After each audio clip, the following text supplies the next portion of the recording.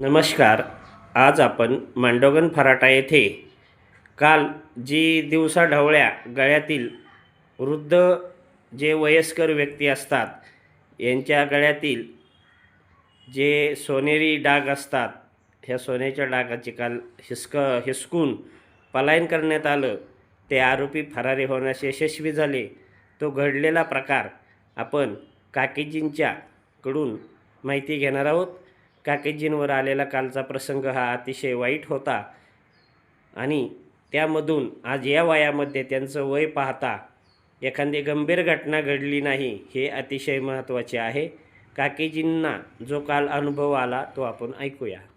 कालचा किती वाजता टाईम होता काकीजी? 2 वाजता मी औषधं घेऊन आले रवींद्र फराटेच्या मेडिकलमधनं. हां.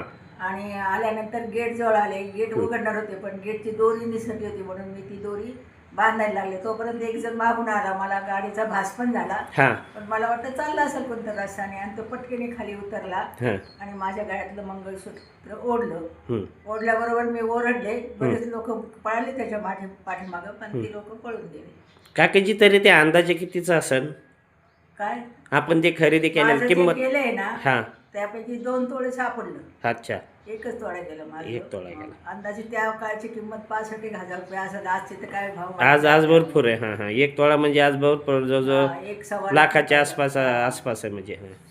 तरी बाकीचं काय म्हणजे तुम्हाला त्यांनी काय असं हे नाही केलेलं नाही, फक्त? काहीच नाही केलं त्यांनी. मला चेहरा पण नाही. मी त्यांच्याकडे पाठ वळूसपर्यंत तो गाडीवर बसला पण बरं त्यांनी पेहराव कसा होता म्हणजे नाही. मला फक्त त्याची पाठण दिसली आणि निळा शर्ट होता, जर्किंग होतं ते पण नाही मला सांगता येत. चेहरे झाकलेले होते का उघडे होते असे काय? आता CCTV मध्ये दिसतंय की त्यांनी मास्क बांधले होते. बरं बरं. मला त्यांचे चेहरे पाहायला मिळालेच नाही. काळजी घ्या. सध्या वयस्कर लोकांना हे लोक टार्गेट करत असतात. वयस्कर लोकांच्यावरती अशा लोकांची नजर असते.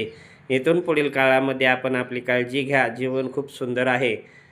शेवटी हे लोक कोणी घरी आहे की नाही याची खात्री करत असतात. सर्व माहिती पूर्णपणे काढल्याशिवाय अशा घटना घडत नाहीत आणि याला सर्वस्वी जबाबदार आज परप्रांतीय जे लोक मांडोगण फराटामध्ये सर्वात जास्त आलेले आहेत हे एकमेव कारण असू शकते अशी चर्चाही नागरिकांमध्ये अनेक घटना ह्या घडत आहेत या माध्यमातून होत आहे.